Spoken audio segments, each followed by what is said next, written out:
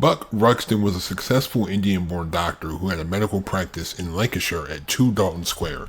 He was known to provide his services for free on several occasions when patients couldn't afford them. By 1933, he had a wife, Isabella, 3 children, and a housekeeper, Jane Rogerson. But by the next year, cracks in their marriage started to show, as Buck frequently accused Isabella of infidelity, and it would lead to many arguments between them. On September 29, 1935, a woman named Susan Johnson looked over a bridge in the town of Moffat, and she noticed a bundle wrapped in fabric on the ground with a decomposed human arm sticking out of it. Welcome to History's Biggest Villains.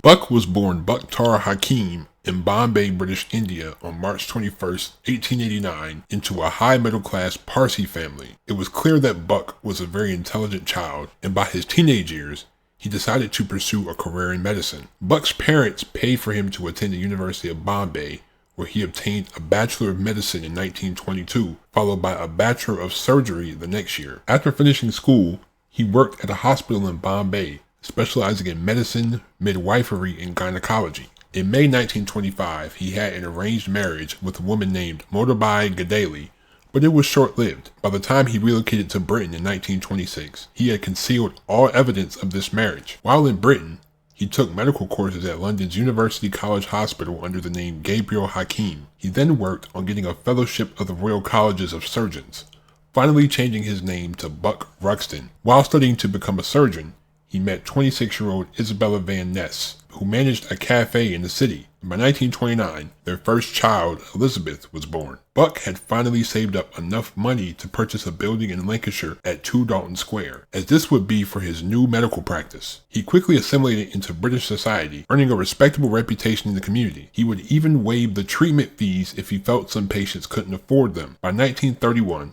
the Ruxtons had a second daughter, Diane, and in 1933, they had a son named William. That same year, they hired a maid named Jane Rogerson to care for the children. Despite his popularity in the community, Buck's home life was extremely tumultuous. He was often suspicious of Isabella's alleged infidelity, as he would explode into fits of rage or tearful hysteria and self-pity. On several occasions, the arguments would cause Isabella to pack her belongings and bring the children to Edinburgh with her, which would lead to Buck's numerous phone calls tearfully pleading for her to come back. The arguments between the two would often lead to the police being called. Isabella even attempted suicide in 1932, causing her to miscarriage. In 1933, Isabella called the police, stating that Buck had started beating her, which he denied. In 1934, the police were called again to settle an argument between them, with Buck saying to the officer, "Sergeant, I feel like killing 2 people. My wife is going out to meet a man." In early September 1935, Isabella left again for Edinburgh to visit one of her sisters. Buck was convinced that she was going to meet Robert Edmondson, a man that the Ruxtons knew, to have an affair. Hotel records would later confirm that Isabella and Robert had booked separate rooms while they stayed in Edinburgh. On the evening of September 14, 1935, Isabella left to watch the Blackpool illuminations and to also visit 2 of her sisters that lived in Blackpool. Buck's jealousy and paranoia got the best of him, and upon her arrival back home, he strangled Isabella before beating and stabbing her numerous times. Mary Jane, the housemaid, had heard the commotion from her upstairs bedroom and had come down to investigate. Seeing Buck stand over Isabella's bloody and lifeless body with a knife in his hand. When Buck looked up and saw Mary, he decided that he needed to kill her since she was a witness. He ran after her and severely beat and strangled her to death, also stabbing her numerous times. The day before the murders, he told one of his part-time house cleaners to not come until the 16th of September, as Mary Jane and Isabella had gone to Edinburgh. Buck then dropped off his children to a dentist that he knew and asked him to watch them for the day. Now that he had bought himself some extra time, Buck went back home to dismember and mutilate the bodies of his common-law wife and housemaid. When Mrs. Hampshire, one of Buck's hired cleaners, arrived at the house, it was in a state of disarray. She would later testify that all the carpeting had been removed from the stairs, and several sections of the flooring were littered with straw, which also protruded from underneath a locked bedroom door. In the waiting room, she discovered several rolled up sections of carpeting and stair pads. In the garden, she also discovered 2 other sections of carpeting and several burned towels. Buck also gave her his suit, which was stained with a dark red substance, to keep, upon the condition that she thoroughly cleaned it. On the morning of September 29, 1935, a young woman named Susan Johnson glanced over an old stone bridge in the town of Moffat. Upon the banks of the stream that ran beneath the bridge, she saw a bundle wrapped in fabric that was lodged against a boulder, with a partially decomposed arm protruding from the package. Police were quickly called to the scene. After discovering the remains in the package were human, officers searched the stream, surrounding ravines, and the nearby Annan River, discovering 2 human heads and 4 other bundles, each containing mutilated human remains, including thigh bones, legs, sections of flesh, and a human torso and pelvis. The remains were in an advanced state of decomposition and had been wrapped in bed sheets, a pillowcase, children's clothing, and several newspapers. On October 1st, the remains were examined at Moffat Mortuary by forensic scientist John Glaser Jr. and a doctor named Gilbert Miller. Both men determined that the 70 separate sections of human remains discovered so far were those of 2 females of different heights and ages, and that the mutilation was committed by an individual with extensive anatomical knowledge in an obvious effort to complicate identification. The 2 men deduced that the mutilation had been entirely committed with a surgical knife, and that the killer had removed the eyes, ears, skin, lips, soft tissue, and several teeth from both heads to make identification by dental records or composite drawings impossible, with extra attention being devoted to areas of the body where distinguishing features such as operational scars or vaccinations may have been visible. The perpetrator also removed the fingertips from the sole set of hands initially discovered, and have completely removed all of the flesh from the legs of one victim and from the thighs of another. Given the proximity of the stream to such a major road, detectives began to consider the possibility that the perpetrator had traveled to the southern uplands to dispose of the remains and may have been unfamiliar with the area. Glaser and Smith had finally determined the cause of death for the 2 women. Isabella had 5 stab wounds to the chest, several broken bones, and numerous bruises. In addition, her lungs were extremely congested and her hyoid bone had been broken, indicating that she was strangled before the other injuries were inflicted. The limbs and head of Mary Jane showed signs of excessive blunt force trauma, showing that she had been bludgeoned with an unknown instrument. The men also concluded that the mutilation of the 2 bodies would have taken approximately 8 hours to complete, and that they had been drained of blood and viscera at the time of their dismemberment. 5 days after the remains were discovered, Buck went to the Lancashire police, claiming his wife had left him once again. A couple days before, he visited the home of Mary Jane's parents, telling them Mary Jane had an affair, became pregnant, and then the wife arranged for an abortion. On October 1st, her family visited Buck's practice, and he now claimed that Mary Jane and Isabella had stolen money from his safe and ran off together. Now that Buck had given them 2 different accounts on why their daughter hadn't returned, they filed a missing persons report. Buck didn't file a missing persons report on his wife and housemaid until October 4th. On the evening of October 12th, Buck was arrested by Lancashire police and extensively questioned throughout the night. When asked to account for his whereabouts between September 14th and September 29th, Buck conveniently produced a handwritten document entitled My Movements. What? During the interview, Buck denied that he had been to Scotland after starting his practice.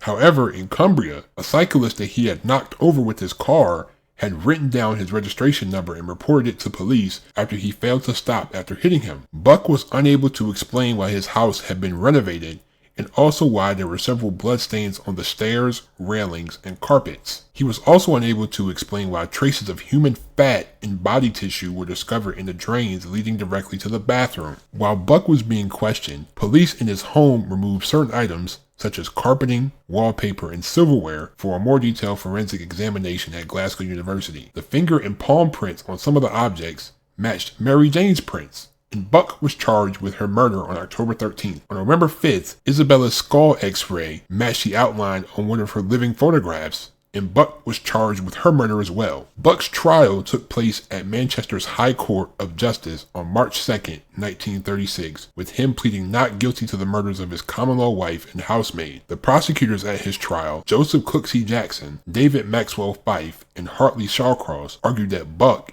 inflamed by jealousy and paranoia, had murdered Isabel Ruxton and Mary Jane Rogerson in a family household, and that he had discarded their bodies more than 100 miles from Lancaster in the Garden Home Lynn stream in the southern uplands of Scotland. Buck's defense counsel, Norman Burkett and Philip Kershaw, based their defense upon their contention that the bodies had been misidentified, that they were not Isabella Ruxton and Mary Jane Rogerson, but of two other unknown individuals, and because of that, the evidence presented to the jury was flawed. Burkett and Kershaw further contested the bloodstains found upon the suit and carpeting Buck had given to the Hampshires. They said it was innocently accrued throughout the years he had operated his practice. The prosecution called several witnesses to the stand as they all gave their accounts. On one occasion, the defense counsel tried to explain away the blood on the stairs by saying it could have been accidentally spilled there by either a birth, an abortion, or a woman's menstrual cycle occurring within the house. Jesus Christ, dude. The defense's only witness was Buck himself,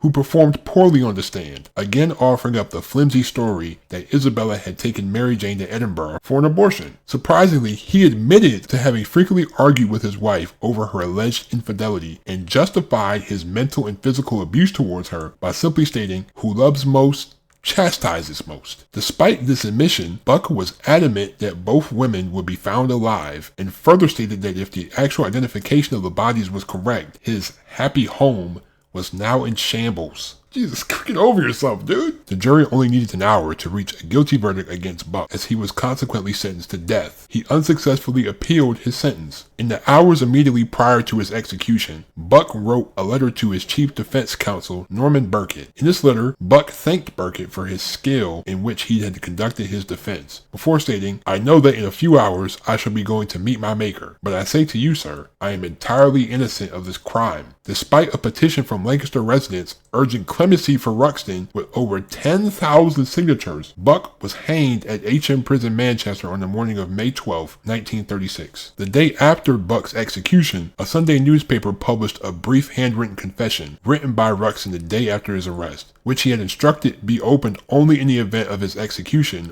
or returned to him should he be acquitted. The letter read, "I killed Mrs. Ruxton in a fit of temper because I thought she had been with a man. I was mad at the time. Mary Jane Rogerson was present at the time. I had to kill her." Despite intense police searches, the torso of Mary Jane was never found. The remains of her body that were actually recovered were buried in a churchyard in the village of Overton. The area in and around Garden Home Lynn, where Ruxton had disposed of the dismembered body parts of his victims, will become colloquially known in and around Moffat as Ruxton's Dump. The house on Dalton Square where the murders took place would remain vacant for decades. In the 1980s, the building underwent substantial internal renovation, particularly the bathroom. The building itself remains non-residential. The bathtub that Buck dismembered his two victims in was removed from the property to be used as evidence during his trial. The bathtub was later used as a horse trough by the Mounted Police Division at Lancashire County Police Headquarters and is currently on display at the Lancashire Police Museum at Lancaster Castle. Elizabeth, Diane, and William Ruxton are believed to have been raised in an orphanage after the trial. I know he killed two people. The lengths he went to conceal the evidence and the fact that he already had a statement prepared. That was the funniest part. Not only do you kill these two women, you remove all the identifiers, pulling out teeth, you're cutting off fingertips so they can't get fingerprints. You're removing scars and marks that would easily identify these women. Like, you really thought you were going to get away with this. I mean, you made a valiant effort, and the fact that he had a statement ready to explain his whereabouts is the craziest part.